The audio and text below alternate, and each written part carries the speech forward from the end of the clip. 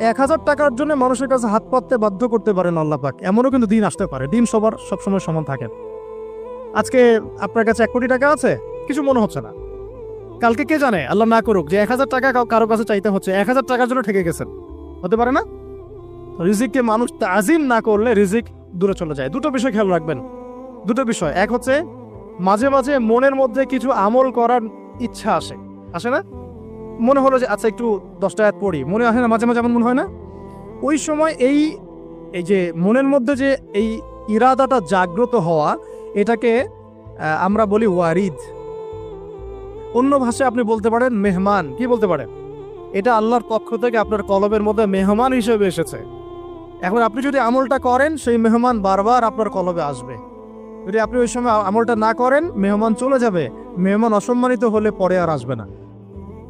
একইভাবে রিজিক আল্লাহ পাক দিয়েছেন, এর তাজিম